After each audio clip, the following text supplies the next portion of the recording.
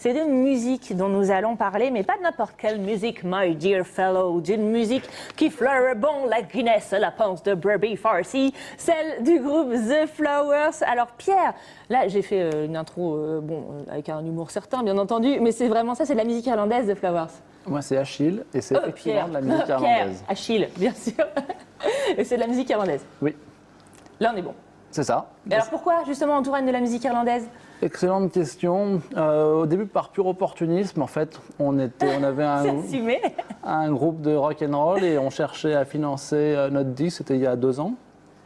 Et il y avait un bar à côté de chez nous pour la Saint-Patrick qui nous a demandé s'il était possible de mettre en place un répertoire irlandais. Et on était 4-5 copains à aimer les Pogues et du coup on a au début joué des reprises des Pogues et puis des trucs qu'on avait tous dans les oreilles et que tout le monde connaît plus ou moins.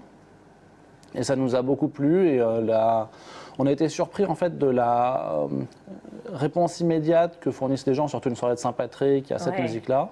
Et du coup, on était 4-5 au début, on a retrouvé 2 personnes, enfin en gros avec quelques ajustements de personnel, on est arrivé à la formule actuelle où on est 7. 7, c'est ça. Voilà. C'est le chiffre magique, ça c'est bien, 7, les 7 explique nains, notre tout succès, ça, les 7 couleurs de l'arc-en-ciel. Vous voulez du Flowers tout de suite, on vous en fait découvrir.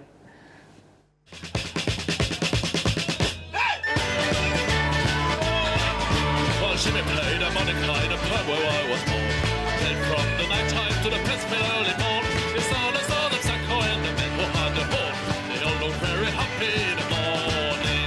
Now Jimmy didn't like his place in this world of ours. And if it man brought so many days when he had too many mouths, so Santa's scared of brimming on the people that is living. He took the road for Gundas in the morning. We walked into the station in the rain. We kissed him as we put him on the train. And we saw him a song of times long gone. Now we knew that we would sing him again. Fall to say I must be on my way. So by the mirror must take hold of blowing far away. To think of me returning when I can to the cradle and the bowser and to sail it back to them. Voilà, l'ambiance de ma boule, Pierre était là en train de sauter sur le plateau, bien entendu. Et on l'a dit tout à l'heure, mais c'est vrai qu'il y a une vraie convivialité dans la musique irlandaise. Ça fonctionne super bien. Là, on sent que vous vous éclatez aussi. Il y a un truc qui est intéressant dans votre formation, c'est que vous êtes 7, vous l'avez dit tout à l'heure, c'est déjà extrêmement nombreux. Et on a l'impression, en tout cas, que vous êtes tous un peu des touche-à-tout. Ouais, c'est une musique qui est relativement simple, hein. C'est aussi ce qui explique le fait qu'elle fonctionne, c'est que les airs sont faciles à retenir et du coup ils sont aussi assez simples à jouer. Du coup avec un bagage d'instrumentiste minimal, on peut commencer à s'amuser, puis on peut apprendre des... Enfin moi je sais que là depuis 1 an j'ai découvert la mandoline et du coup j'étais pas du tout mandoliniste à l'origine, mais maintenant j'en fais beaucoup. Aux grandes dames de ma moitié d'ailleurs. On l'embrasse, hein, bien sûr. C'est ça. Et du coup, oui, on se passe les instruments et c'est convivial. Et puis on essaye de jouer quand on joue dans les pubs aussi. On essaie de jouer autour d'une table. On a des instruments sur la table, on peut se passer les instruments les uns les autres. Ça rajoute à c'est sympa. la spontanéité. Bien entendu. C'est quoi votre répertoire? Ce sont des reprises où vous composez aussi?